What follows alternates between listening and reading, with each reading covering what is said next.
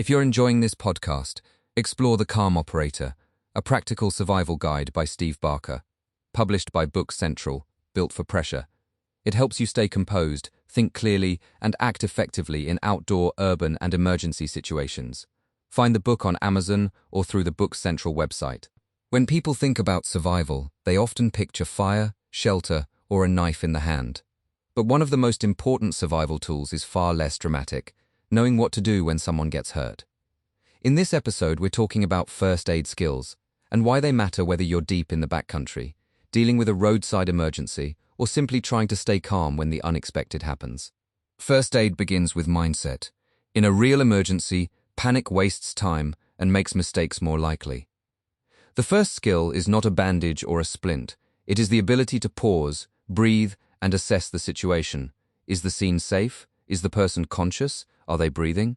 Are there immediate threats like bleeding, fire exposure, or falling debris? These questions form the foundation of effective first aid skills. Before you rush in, you need a clear picture of what is happening and what could make things worse. Once the scene is safe, the next priority is controlling the most serious problems first.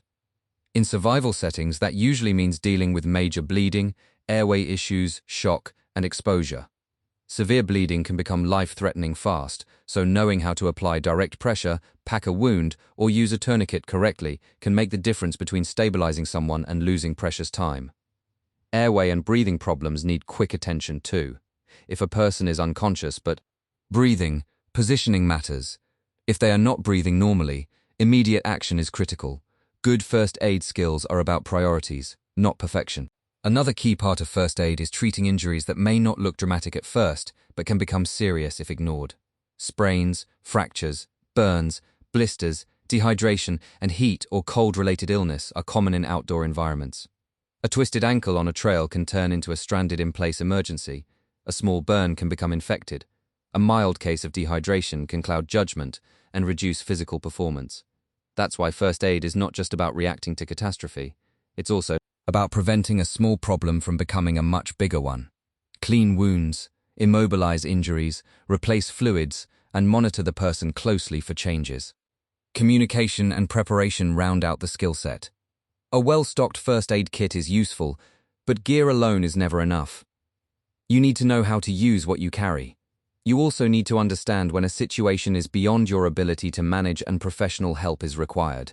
In remote areas, that may mean stabilizing the patient while planning evacuation.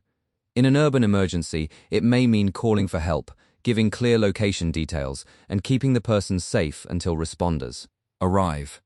The best first aid skills combine knowledge, practiced hands, and good judgment under pressure. At the end of the day, first aid is not about memorizing a perfect script. It's about building calm, practical competence so you can respond when something goes wrong. The more confident you become, the better you'll protect yourself and others. And in any survival situation, that confidence is worth its weight in gold.